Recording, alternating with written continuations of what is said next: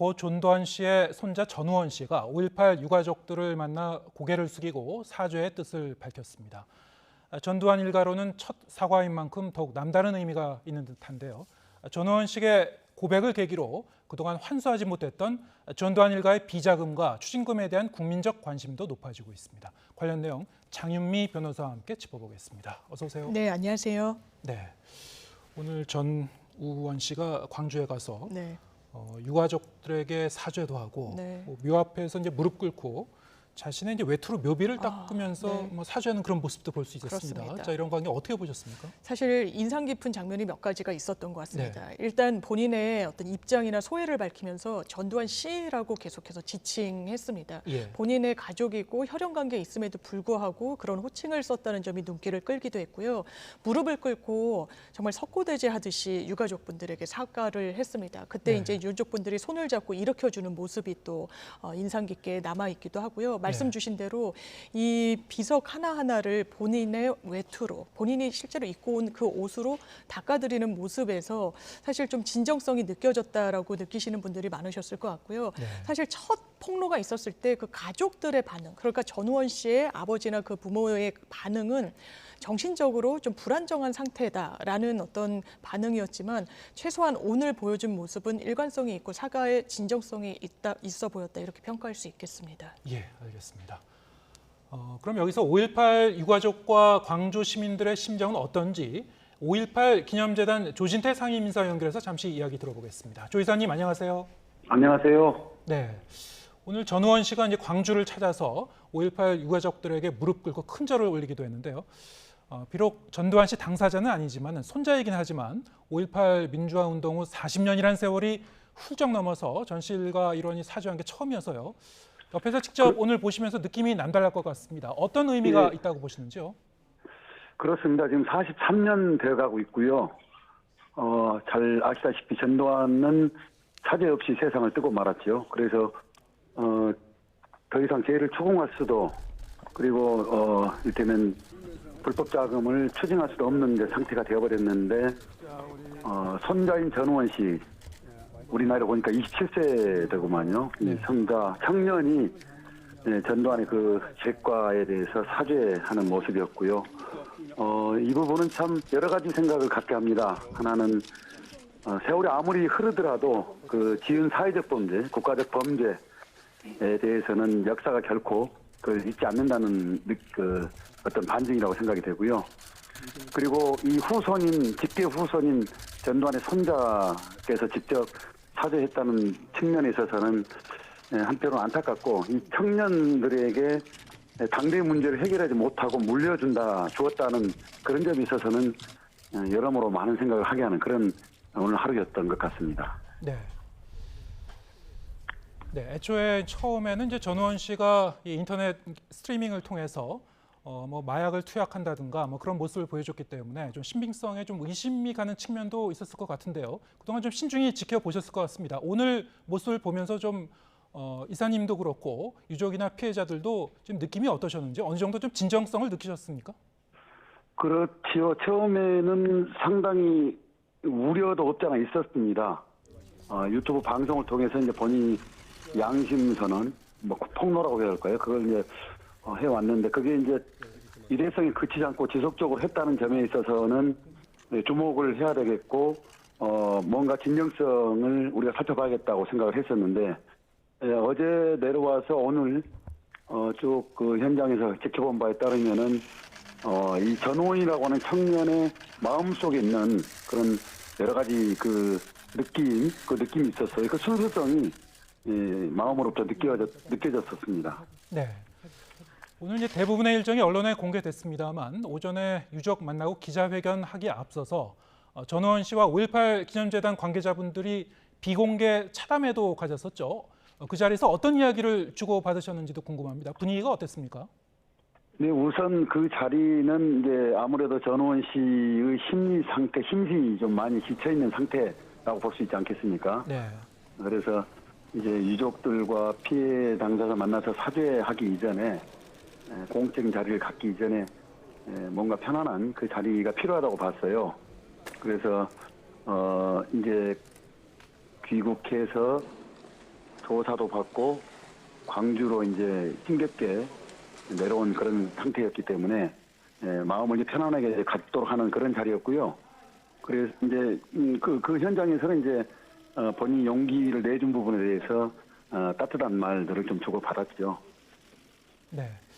오늘 그 사과도 의미가 적지 않았지만 한 사람의 사과, 이번 한 번의 사죄로 그동안 오랜 세월 동안 쌓였던 유족과 피해자, 광주 시민들의 상처가 다 치유가 될 수는 없을 것 같은데요. 5.18 단체들 전우원 씨의 사죄 행보를 계속 돕겠다는 입장인데 어떤 도움 주실 예정이신지요? 우선 전우원 씨 본인이 밝혔다시피 5.18 관련해서는 지속적으로 그때그때 사죄의 마음을 행동으로 보이겠다라고 하는 그런 약속도 했고요. 그걸 이제 지켜볼 것이고요. 아울러서 이제 우리들이 판단할 때는 이 전우원의 이런 양심 고백 선언, 이런 행동이 일테면 현재 5.18 진상규명 조사가 진행 중에 있습니다. 네. 그래서 가해 당사자들에게는 물론이고 동일한 조건에 놓여 있는 청년들이 그 80년 5.18을 마음속에 담고서 5.18 진정한 해결을 위해서 그리고 진정한 해결을 통해서 대한민국 다음으로 나아가야 될 그런 과제, 숙제에 대해서도 함께 뭔가 공감을 하고 이 공감을 통해서 이제 5.18 진상규명 이후에 사죄와 용서, 화해와 산세의 길로 나갈 수 있는 그런 과정을 이제 심도 깊게 전우원 청년과 함께 연대하면서 가져가야 되지 않겠는가 생각을 합니다. 네, 지금도 말씀해 주셨습니다만 억울한 피해자들 이제 한을 푸는 것은 물론이고 여러 가지 지금 과제들이 많이 쌓여 있죠. 여전히 미납 추징금 문제, 5.18 진상규명과 관련해서 여전히 다 풀지 못한 문제들이 남아 있는데요. 구체적으로 어떤 노력이 이제 우선적으로 좀 필요할 걸로 보십니까? 우선 전두환 그 본인에게는 제가 볼 때 그 아직 불법 재산을 추징하지 못한 자산 그 추징금이 920억 정도가 남아 있거든요. 네. 이것을 완전하게 추징할 수 있는 이름하여 전두환 추징 3법 국회에 현재 발의가 돼 있고 법사위에 지금 계류 중인데요. 국회에서 신속하게 처리해서 전두환이 세상을 떴다 할지라도 또 그 가족에게 부당하게 상속된 배분된 그 재산에 대해서 저는 끝까지 추징을 해야 한다고 생각을 하고요. 그리고 진상규명 조사 과정이 이제 이 후반기 마무리 과정에 이제 돌입하게 될 텐데, 진상규명이 불능한 그런 아마 과제도 있을 거예요. 안매장이랄지, 또 발포 책임자를 밝히는 문제 등등이 좀 남아 있습니다. 그런 부분들이 조사위원회에서는 매우 치밀하게 마무리 과정을 해서 국민들이 더 이상 의혹을 갖지 않도록 그런 결과를 내는 것이 굉장히 중요한 그 시점에 왔다 이렇게 생각을 합니다. 네. 여전히 5.18 민주화운동과 관련해서 시민들의 이 상처도 치유하고 바로잡을 건 이제 바로잡고 진상 규명할 것이 여전히 많이 남아 있는 것 같습니다. 앞으로도 사회적 관심이 많이 필요할 것 같습니다. 5.18 기념재단 조진태 상임이사 연결해서 이야기 들어봤습니다. 고맙습니다. 네. 네, 지금 5.18 기념재단 관계자하고도 이제 얘기 나누면서 관련 얘기가 나왔습니다만 여러 가지 이제 법적으로도 지금 풀어야 될 부분이 많이 남아 있고요. 이번에 이 전우원 씨의 폭로를 통해서도 다시 한번 환기가 됐던 그런 문제가 있기 때문에 하나하나 좀 짚어보도록 하겠습니다. 전우원 씨가 이달 지난 13일이었죠. 13일 들어서 이제 인터넷 스트리밍을 통해서 계속 이제 발언을 이어갔었는데요. 전 씨 일가의 여러 가지 행적들, 그리고 검은 돈, 그리고 여전히 호의호식하고 있는 그런 그 모습들, 그런 점 이제 폭로를 했습니다. 이런 점과 관련해서 시민단체가 이제 고발을 하기도 했었고요. 그렇습니다. 어느 정도 이 사법당국의 수사가 가능할까요? 사실 그 폭로한 내용은 상당히 구체적입니다. 네. 가족이 아니라면 그 생활 공동체를 이룬 사람이 아니라면 알 수 없는 내용인데요. 예. 본인이 올린 사진을 보면 연희동 자택 같은 경우에 이순자 씨가 스크린 골프를 치는 모습이 있습니다. 예. 사실 이 추징할 자산이 없다라고 계속 항변하고 있는 상황인데 그런 시설을 설치해가지고 어쨌든 스포츠를 즐기고 있다는 사실이 가족에 의해서 전우원 씨에 의해서 세상에 드러나게 된 부분이 있고요.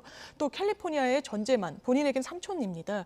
와이너리를 소유하고 있다. 이런 폭로도 했습니다. 사실 와이너리라는 건 천문학적 액수가 들어가는 부분입니다. 자금 예. 추적이 필요하다고 볼 수도 있는데 일단 당사자는 이게 실제 본인이 소유하는 게 아니라 이제 관리를 하고 있는 정도다라고 하지만 검찰로서는 들여다봐야 되는 부분이 있고요.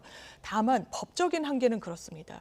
추징이란 건 형사 제재의 성격이 있는 겁니다. 그래서 그 대상이 됐던 전두환 씨가 사망을 하면서 추징이 상속인들에게 상속이 되는 돈으로 법적 평가를 받진 않는 겁니다. 네. 다만 범죄 수익에 공모를 했다거나 같이 이런 범행에 가담을 했다라고 평가를 한다면 그 사람의 별도의 죄가 성립을 하게 되는데 이 부분은 시효가 상당히 짧습니다. 네. 범죄 수익 은닉죄는 시효가 7년이거든요. 예. 그렇다면 사실 추징이라는 이 대법원 확정 판결이 나온 게 벌써 수십 년 전인데 지금 시효가 안 지났다고 도가하지 않았다고 과연 평가할 수 있을 것인지 수사기관으로서는 이런 부분을 하나씩 넘어야 될 산으로 숙제로 갖고 있다고 보시면 될 것 같습니다. 예. 그럼 며칠 전에 시민단체가 이제 고발했었던 건은 수사가 좀 어려운 겁니까? 사실 검찰의 범죄 수익 환수부 전담하는 그 부서가 있습니다. 이미 네. 배당이 됐고 수사선상에 올려달라고 고발장에 적시한 부분은 이순자 씨 그리고 그 자녀들 그리고 손자 손녀들 한 70여 명을 올렸습니다. 이미 배당이 돼서 수사에는 착수하고 그 수사의 단초를 제공한 게 전우원 씨인데 진술의 그 상당히 구체적인 부분이 있지만 네. 시효가 과연 지금도 남아있는지 여부를 검찰이 검토해야 되고 이 사실관계들이 실제로 증거로 부합하는지 여부를 판단하게 될 것으로 보입니다. 예. 자, 그동안 이제 전두환 씨에게 받지 못한 추징금 국고로 환수해야 되는데 아직 미납한 부분들이 좀 많이 남아 있죠. 전체적으로 액수가 922억 원이라고 들었는데요. 네. 922억 원에서 지금 이제 행정소송이 그렇습니다. 진행 중인 게 있어서 예. 그게 이제 55억 원이죠. 이거는 이제 승소하면 받아낼 수 있는 건데 맞습니다. 그거를 빼면 이제 867억이 네. 여전히 이제 미납이 되는 거고요. 그렇습니다. 자, 어떻게 이것을 받아낼 수 있을까요? 사실 대법원이 결정을 내렸습니다. 결론은 추징을 전두환 씨 사망 이후에는 할 수 없다라는 겁니다. 그런데 사후에도 계속해서 추가 추징은 이루어지고 있거든요. 네. 그거는 새로 시작되는 것이 아니라 이미 전두환 씨의 사망 이전에 착수가 됐던 공매권의 마무리 작업에 대한 돈을 환수하는 겁니다. 네. 그래서 사망 이후에 오산 임야가 신탁회사의 차명으로 보유가 되고 있었거든요. 예. 30억 원 이상을 국고로 환수한 그런 전례가 있고요. 앞으로 남은 것은 지금 공매가 진행 중인 사건에서 한 55억 원의 공매 대금이 한 다음 달 7일쯤에 선고가 되면 추가로 환수가 될 텐데 그 이후에 그러니까 새로 어떤 착수를 할 수 있는 법적 근거는 지금으로서는 없다라고 보시면 되겠습니다. 왜냐하면 관련 행정소송에서 이 연희동 자택의 별채와 관련해서 계속 추징의 대상으로 삼아야 된다는 게 검찰의 주장이었지만 예. 대법원에서 사망한 사람의 추징금에 대해서는 더 이상 집행이 불가능하다는 결정을 내렸기 때문입니다. 네. 본인이 사망하게 되면은 이제 그 채무도 추징금에 대한 채무도 이제 소멸이 돼 버리는 거군요. 그렇습니다. 망자에 대해서는 이제 더 이상 추징할 수 없기 때문에 자, 이런 문제 때문에 이 추징금 미납분을 환수하기 위한 그 법 개정을 요구하는 목소리가 분명히 있었습니다. 지난 2020년에 관련 법안들이 이제 발의가 됐었던 걸로 저희가 분명히 기억을 하고 있고요. 그렇습니다. 이른바 전두환 추징 3법이라고 이름이 붙여졌었는데 여전히 처리가 되지 못하고 있다고요? 그렇습니다. 사실 법안이 발의된 건 2020년으로 전두환 씨 사망 이전이었습니다. 네. 그때 입법적으로 마무리가 됐으면 뭔가 추징을 계속 할 수 있는 법적 근거를 가져갈 수 있었을 텐데 실제로 국회에서 합의가 이루어지진 않았습니다. 계속 계류 중인 상황이고 어떤 속도를 내고 있지 못하는 부분이 분명히 있는데요. 이 전두환 추징 3법의 골자는 그렇습니다. 사망을 하더라도 이 연결고리가 있다라고 상속인들이 지금 전우원 씨의 폭로에 의하더라도 현금 금고에 상당한 양의 현금들이 보유되어 있었던 걸 알았다. 네. 본인의 학자금 이런 부분도 그 금원으로 좀 지급을 했었다라는 구체적인 이야기를 하고 있거든요. 이런 연결고리가 비교적 생전에 확인할 수 있는 부분이 워낙에 부족하다 보니 사후에라도 어느 정도 고리가 확인이 되면 이 상속인들에게 추징을 할 수 있도록 하자는 게 그 법의 골자라고 할 수 있는데요. 실제로 국회 문턱을 넘지 못해서 이 지금 통과가 된다라고 하면 또 소급입법의 문제가 있습니다. 사망을 했기 때문에. 그럼 소급입법은 기본적으로 법원 측의 이 정론은 아닌 겁니다.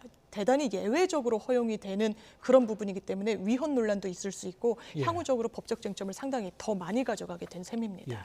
이론적으로 보면은 이제 소급 입법도 이제 불가능한 건 아닐 텐데 그렇습니다. 과거에 소급 입법을 그런 법안을 이제 합헌으로 인정했었던 사례들도 있긴 있죠. 그렇습니다. 5.28 특별법이나 친일 재산환수법 등이 그렇습니다. 네.